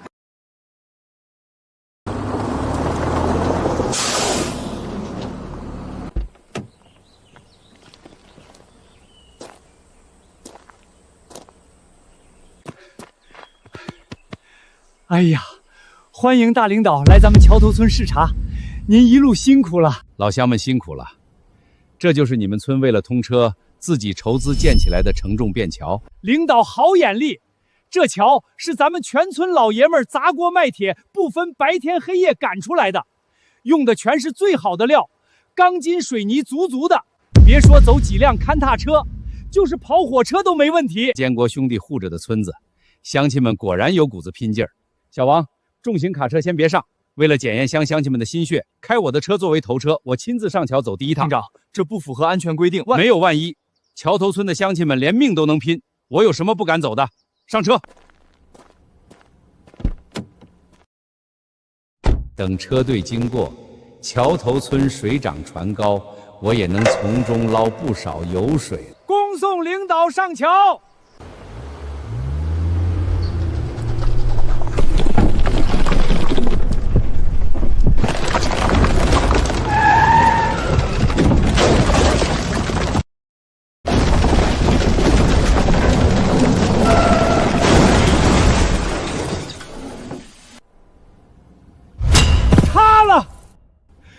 桥塌了！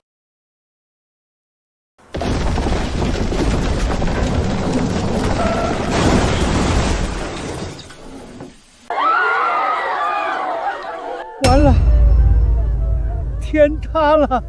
快跑！压死大锅了！这是要拉咱们全村去吃枪子去赔命的呀！快跑啊！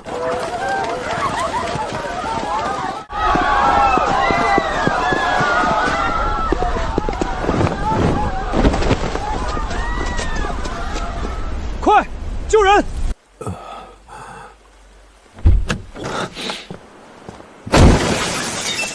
挺住，我带您出来。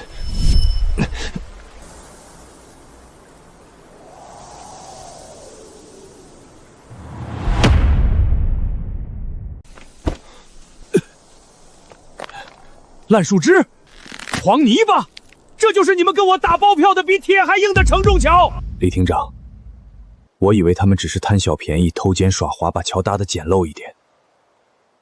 我是真没想到他们能胆大包天到这种地步，连最基本的建材都不用，全拿河泥和废渣充数。陈守山，你给我滚下来！国家给你们优待，是让你们勤劳致富。你们敢拿烂泥巴糊弄勘踏队，你们这是在草菅人命！领导饶命啊！不关我的事儿，真的不关我的事儿啊！是他修桥的钱全在他手里，是他贪了公家的钱买的这些烂树枝和废铁皮来糊弄事儿啊！爸，你胡说什么？那5万块钱明明是你自己先拿走了3万，揣进腰包，只给我留了2万去废品站买废料的，你现在全推给我！放肆你逆子！我打死你个腾地的王八蛋！呸！你还想让我给你顶罪，门儿都没有！喂，我是李建平，立刻联系上级和执法局，马上派人彻查桥头村的所有往来款项。另外，省里给桥头村的修路指标永久作废，叫特警队过来。这帮人为了贪污，用烂树枝建承重桥，险些搞出重大命案。把这群无法无天的刁民全部给我抓起来严查！这回彻底完了，李厅长发了这么大的火，这笔账算在咱们头上，咱们倾家荡产也赔不起呀，全完了！修路的指标没了，把咱们爷俩扒皮酬金都赔不起呀！不怪你，非要贪那3万块钱，要是真拿5万块买点好料，桥怎么会塌？是你去拉的篮子，路自治胡同山是你把老子想害死了。都怪你！是你带头往水泥槽里掺的黄金吧？是你害大伙摊上这要命的烂摊子！赵有强，你个天杀的！明明是你为了偷懒去河里捞烂树枝当钢筋填进去的，这桥是你弄垮的，这几百万你要赔！造孽呀！早知道就不该听陈守山的忽悠，咱们老老实实给林总磕头认个错，哪怕地里的西瓜全烂了，也比现在背上还不清的死债强啊！咱们怎么就瞎了眼，非要跟林远作对啊？现在好了，全村人都得跟着陪葬。爸，您看清楚了吗？这就是您拿命护着的人，他们不配您的善良。今天这笔20年的烂账，我替您彻底清零了。小伙子，刚才多亏了你身手敏捷。你是省城哪个单位的？叫什么名字？我不属于省城哪个单位，我就是桥头村的人。我叫林远，我的父亲叫林建国。建国，你是建国兄弟的儿子？像，太像了，那股子遇事不慌、不怕死的狠劲儿，跟你爹当年跳进山洪里捞我的时候一模一样。好孩子，你爹是个伟大的好人，可惜我来晚了一步，连他最后一面都没见上。什么情况？大领导竟然认识林远？完了，他肯定会想办法针对我们的。陈守山，你是不是以为你昨天在镇政府走廊里挤出几滴鳄鱼眼泪，镇里就会把几百万的修路指标给你？我今天当着你们全村人的面把话挑明了，这个定向扶贫的特批名额根本不是陈守山求来的，是林远用他远丰集团的资产做担保，亲自在省里签了责任师，才把这个几百万的修路项目给你们桥头村包下来的。咱们是畜生啊！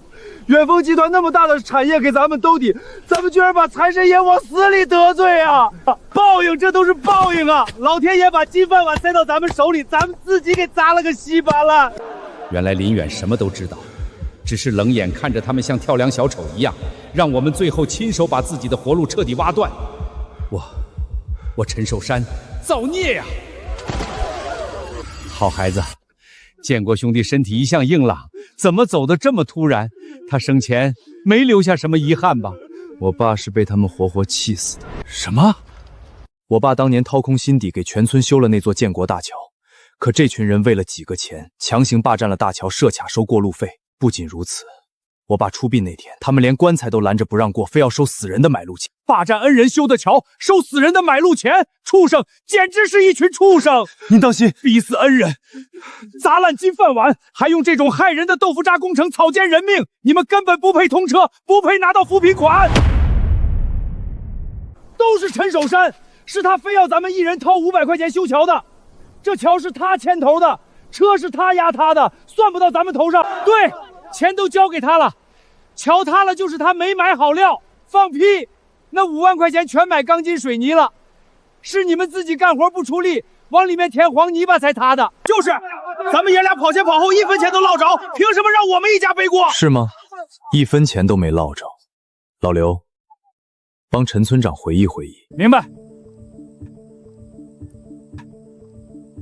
这3万块钱，咱们爷俩留下，全当是这次替全村人跑腿拉指标的辛苦费。对，咱们应得的。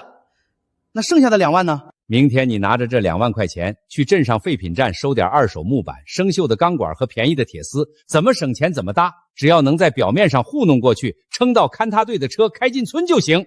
爸，您放心，糊弄人的事儿我最在行。我早就看出来了，他拉回来的全是一掰就断的废钢筋和死疙瘩水泥。我刚说了一句，陈大壮这小畜生就硬塞给我200块钱封口费，拿全村人的命去糊弄。你个丧尽天良的畜生啊！你们贪了老子的血汗钱，老子今天活剥了你们！伸手打死这2个狗东西，把钱吐出来！把他们拉开，别惊扰了李厅长！救命啊！他们要活活打死我呀！打死你活该！你贪了全村的救命钱去买废品，你拉着全村人给你垫背，老子做鬼也要扒了你的皮！老孽呀！大马路没了，还得赔大罐的车，这日子没法过了，不如死了算了。小林，这帮人当初霸占你爸的桥，敲诈勒索，不仅逼死你爸，还设卡阻拦出殡的队伍，现在又搞出这种坑人的豆腐渣工程，险些酿成大祸。李厅长，您有话就直说吧。远辉集团有那么庞大的法务团队，你既然早就知道他们偷工减料，这群无法无天的东西全都要进去吃一辈子牢操，你为什么留他们到现在？远子，你不能啊！咱们知道错了，咱们是一时糊涂被陈守山那个老畜生忽悠了啊！林总，你行行好，千万把证据交上去啊！咱们上有老下有小，真要是进去吃牢饭，全家就都得饿死啊！李厅长，您以为我不想报复吗？我恨不得亲手把他们一个个全送进去，为我爸讨回公道。可是我爸临终前死死抓着我的手，用最后一口气拦着我，不让我这么做。哪怕他咽气的时候，这群人还在外面堵着门，喊着要收死人的买路钱。我爸说，桥头村的人只是穷怕了，本性不坏。他求我，无论他们做得多绝，一定要给大家留一线生机。这，建国真是这么说的？李厅长，您以为我爸仅仅是念及乡情吗？不，他比谁都清楚这群人的本性。如果我用铁证把他们全送进大牢，把他们逼到家破人亡的绝境，狗急跳墙，把人逼急了，只会催生出更可怕的恶。他宁愿自己把所有的委屈和屈辱都带进棺材里，宁愿自己被活活气死，也绝不能让我陷入这种无休止的仇恨和报复中。他在用他的命斩断这不共戴天的死仇，护着我下半辈子的安宁。建国老哥，大义啊！他这是宁可自己粉身碎骨，也要用菩萨心肠来化解这段孽缘啊！这种胸襟，这种格局，这帮只认钱的刁民给建国提鞋都不配。林总，我对不起建国叔，我对不起林家呀！建国叔哪比保证咱们不吃枪子，咱们就连他老人家的棺材都来呀！我赵小强丧尽天良，我要下18层地狱啊！建国，你老哥都不是人了，我给你磕头认罪啊！建国叔，咱们错了，咱们全村人都知错了。林总，你打死我们吧，我们真的知道错了。爸，您听见了吗？他们认错了，但太迟了。你爸是个真正的爷们儿，是个顶天立地的大好人，但这群人配不上他的善良。林建国念旧情那是他的大义，但我李建平不吃这一套。回去之后，我会立刻联络有关部门，对主谋陈家父子立案严查，绝不姑息。至于你们这帮刁民，就算不用坐牢，砸坏国家财物的赔偿，1分钱也别想逃。你们就是砸锅卖铁、倾家荡产，也得给我把这笔债还清。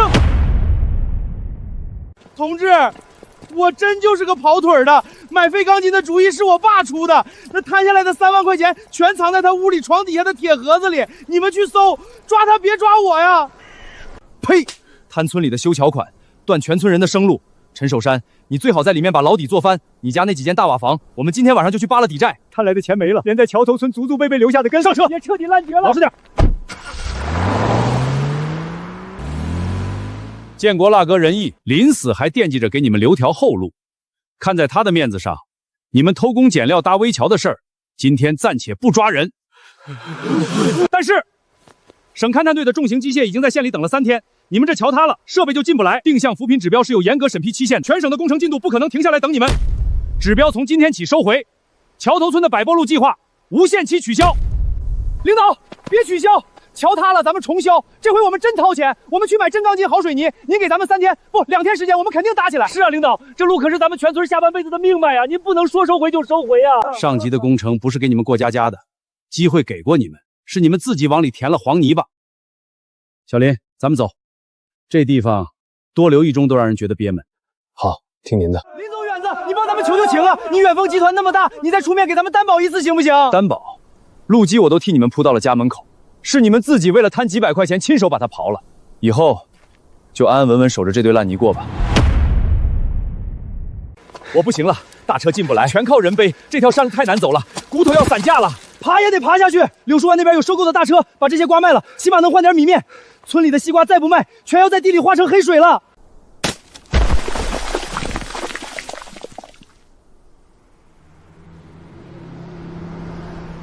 那条路本来是咱们的，那个收获的老李去年还是在咱们村口收刮的。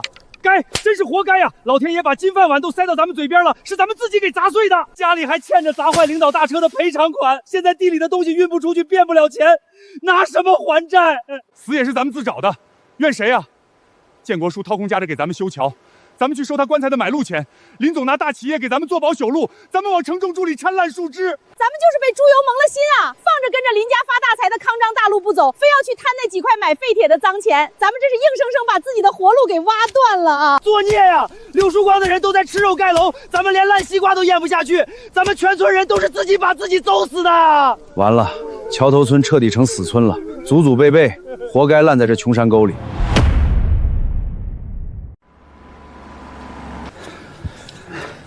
站住！干什么的？同志，我们是桥头村来的，我们走了一上午山路，想找林总林远，我们来给他赔罪的。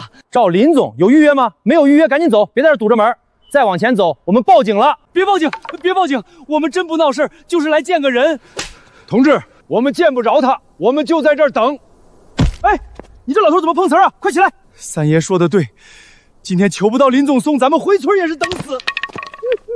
远子啊，三爷爷带全村人来给你磕头了，咱们瞎了眼，咱们知错了。林总，我们把陈大壮家砸了，钱凑出了2万块，先赔给您，剩下不够的，我们去卖血也上，求您给村里留条活路吧。林总，桥头村的人来了，在楼下广场，让保安部按规定处理，聚众闹事就报警。林总，他们没闹事，全村100多号人，带头是几个70多岁的老头，全在楼下太阳地里跪着。那几个老头走了4个多小时的山路，脸色已经白得不像话了。赵小强手里举着2万块钱的零钞，一直喊着要见您。要不我安排几人带点路费，把他们打发回乡下，或者您出面看一眼，走个过场。老刘，你觉得他们大老远跑来跪在这儿，是因为良心发现，对逼死我爹感到愧疚吗？是因为路没了，没钱赚了？对，他们跪的不是我，跪的是远丰集团的资产。今天我只要下去见他们一面，哪怕只是给点路费，他们就会觉得这一趟没白跪。过几天他们就会得寸进尺的来集团门口要修路费。那您的意思是，就让他们这么跪着？通知大厦物业，他们喜欢跪就让他们跪。如果有人中暑晕倒，直接帮他们叫救护车，医药费从集团的慈善基金里走。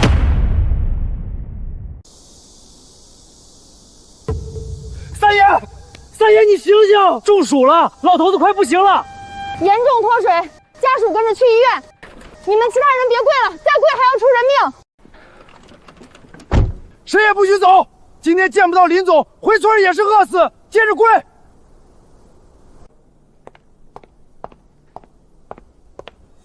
林总，是林总出来了！退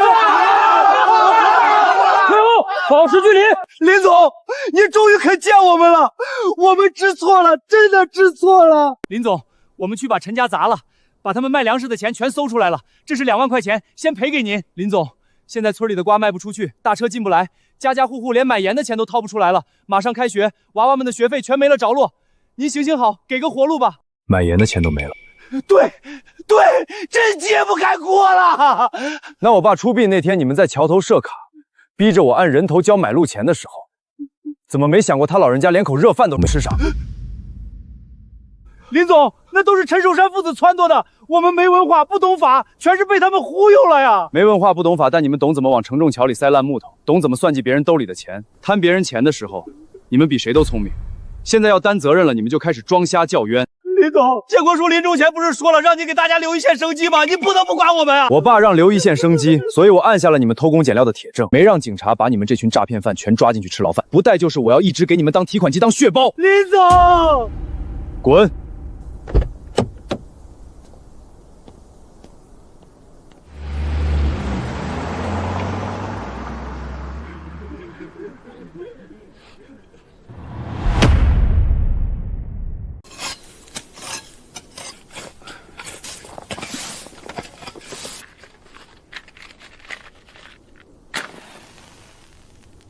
建国，老哥哥来看你了。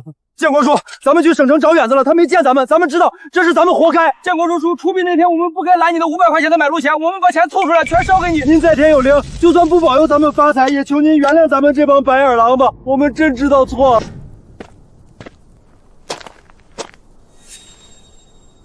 林总，林总，您回村了，我们正给建国老哥扫墓。扫墓？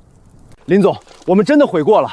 城里咱们没求动您，回村后大家伙心里难受，我们就寻思着自发过来给建国叔清理杂草，陪他说说话。是在城里碰了镖，发现装可怜没用，所以跑到这里来演孝子贤孙，想继续拿死人做文章。不是的，林总，我们这次1分钱修路款都没提，我们就是单纯来忏悔的。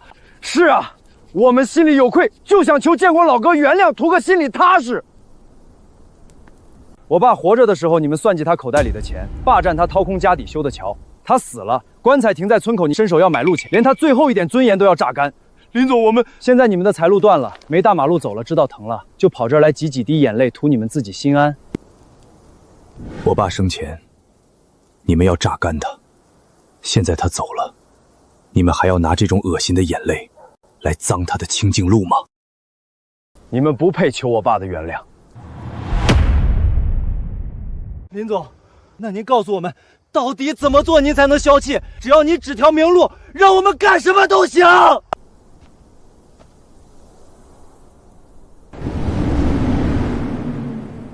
如果今天跪在这里磕几个头，流几滴眼泪，就能抹平你们榨干我爸的贪婪，就能重新换来一条几百万的柏油大路，那你们犯错的成本，未免也太低了。咱们没指望了。我爸不欠你们，我也不欠你们。想要路，用你们自己的手去修，别在这碍我爸的眼。走。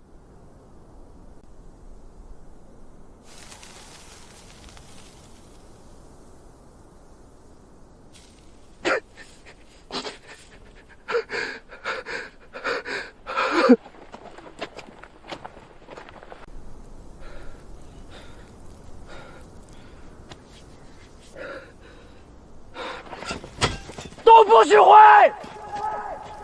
林总刚才说的对，咱们今天来就是被逼到绝路上来讨饭的，咱们根本不配得到原谅。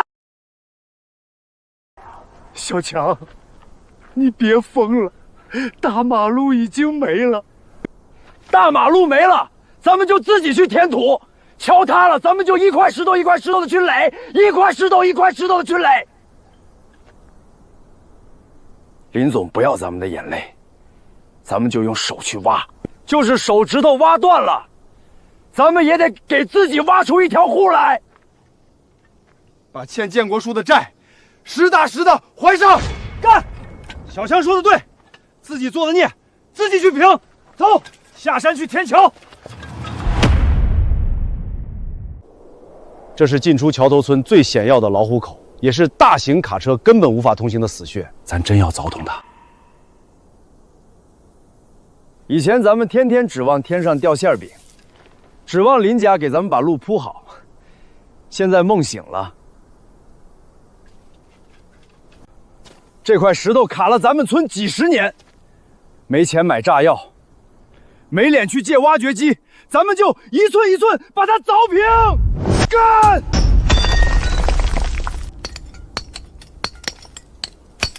小强，停一下！你虎口裂了，血都把锤子把糊住了，歇会儿换我来。歇啥？当年建国叔给咱们修桥，3天3夜没合眼，这点血算什么？扶稳了。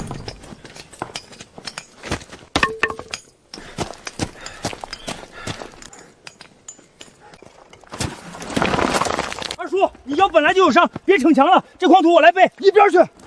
我以前就是装病、装可怜、装习惯了，今天只要没咽气，这筐土我就得背下去。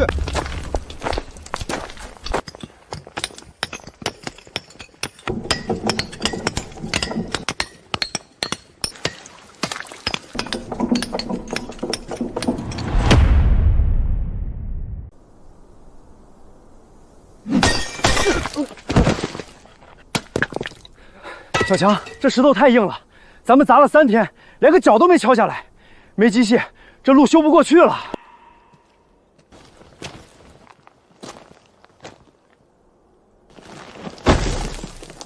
都闪开！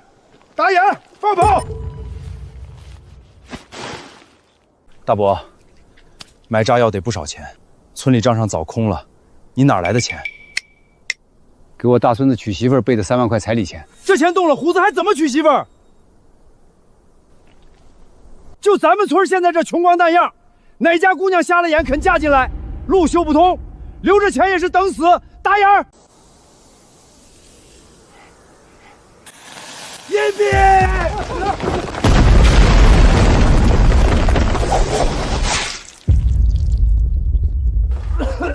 小强，你头流血了！路通了，别管血了，趁热打铁，把损失拼出去。不行了，土冻透了。这刚压实的路基，要是让大雪封一夜，明天全得冻裂口子。开春一化雪，就得变成烂泥坑。拿草席盖，草席早用光了。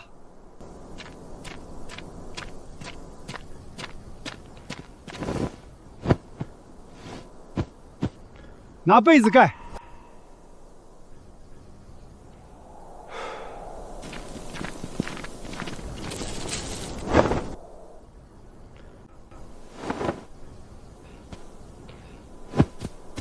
盖严实了，这路是咱们村的命，人冻着行，路不能冻坏。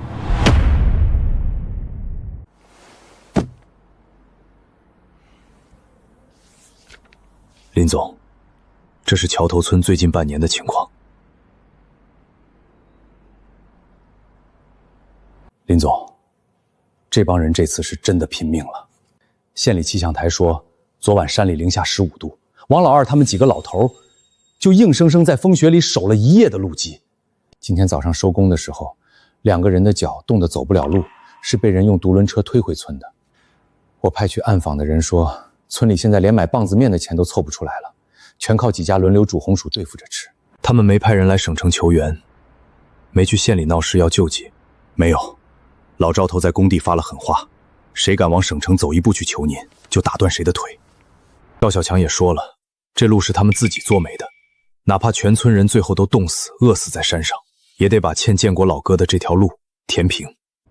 老刘在。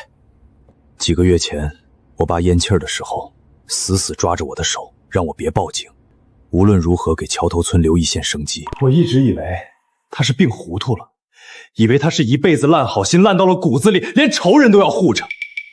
我甚至在心里怨过他。您父亲看重乡情，不，他比我看得透，比我看得远得多。如果不斩断这群人的退路，不把他们逼到求生不得求死不能的绝境，给他们再多钱，修再好的路，桥头村也只会是一窝永远喂不饱的吸血鬼。他要给的是一个让他们在绝境里重塑良知，用自己的血汗洗刷罪孽的机会。只有当他们用一双手一条命把那条路一寸一寸抠出来的时候，桥头村这群人的骨头才算真正站起来。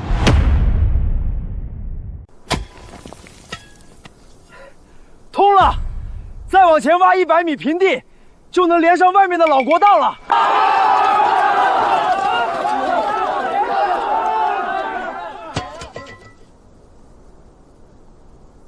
完了。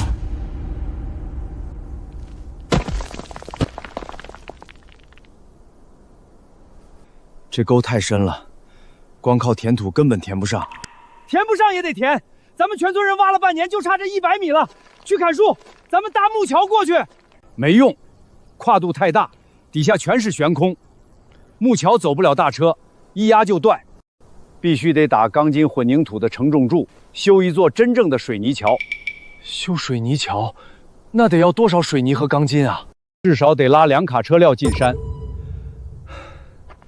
谁家里还有钱，哪怕是几毛钱的硬币，全掏出来凑凑。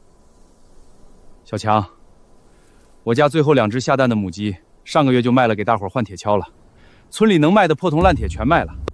昨天咱们喝的糊糊，还是把老李头家的旧门板劈了当柴烧，才勉强煮熟的。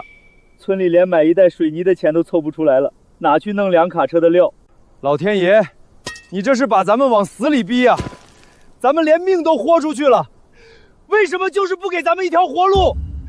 就差这一步了呀！咱们村人的手都挖烂了，没饿死没冻死，怎么就跨不过去这道坎儿啊？完了，建国叔，咱们桥头村把债还清了，可这命还是保不住啊！老天爷瞎了眼啊！咱们把心都掏出来了，就差这100米，就差这100米啊！打雷了，要下暴雨了。不是雷，是引擎声，是大车，很多大车啊！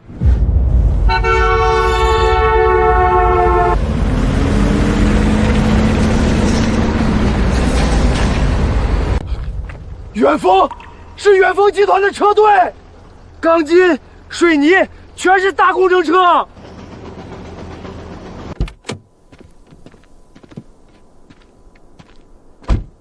赵小强、王老二，秦总，我们在，全村人都在。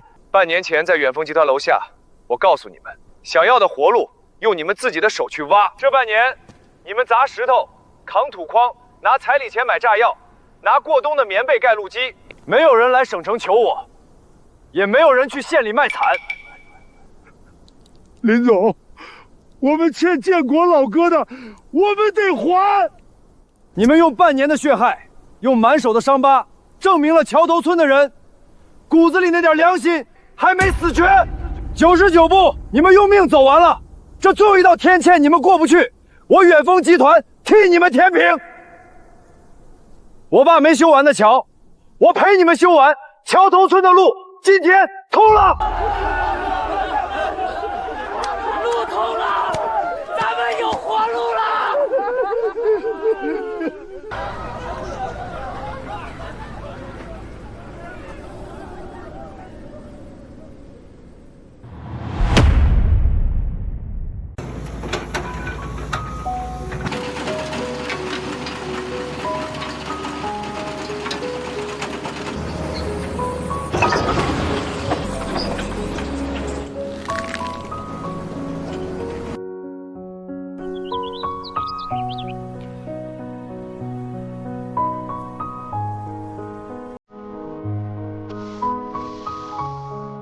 小强，这路修的比县道都宽，以后外面的大货车肯定天天往咱们村跑。咱们要不要在村口设个杆子？设杆子？你再提一句收过路费试试。我就随口一问，习惯了。今天把话撂在这儿，这条路是建国叔拿命换的，是林总拉咱们出泥坑修的。从今往后，桥头村路段，全村人轮班义务清扫、义务维修。对，谁要是敢在这条路上伸手拿1分脏钱，不用林总出手，全村人把他祖坟刨了，直接撵出桥头村。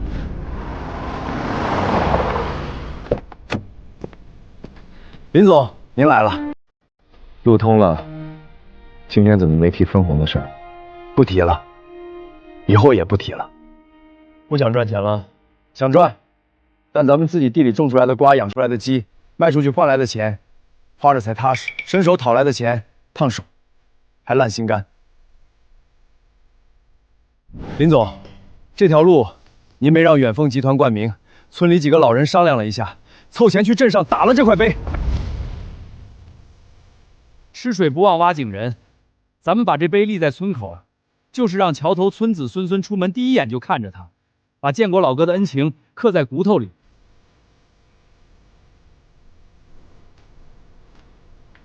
桥头村全村给林总、给建国叔行礼。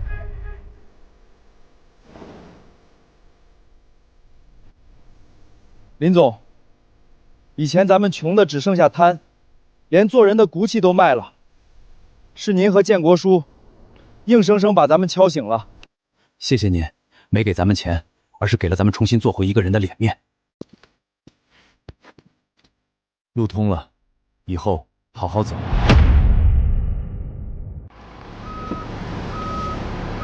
左转，靠边停，先装老王家的货，他家果子熟得早，先走。小强，远峰集团刚才打款了，上周那一批货价格比预想的高，全村的账算清楚了没？算清楚了，除去给大家留的口粮和肥料钱，剩下的全部作为村里的公共积累。下个月开春，咱们要把村里的水路设施也翻新一遍。对，有了路，咱们自己修水管，不用再看别人的脸色。林远，爸如果看到现在村里的样子，一定会很高兴。他应该早就算到了。他当初把这路修到一半，把这群人的心交给我，也修到一半。你做到了，不仅修好了路，也把他们的心找回来了。爸，您当初留的那条路，路基是用汗水浇的，路面是用良心铺的。现在，桥头村的人已经能自己往下走了。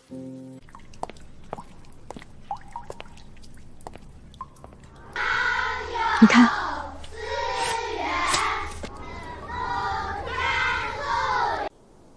恩怨，聊聊。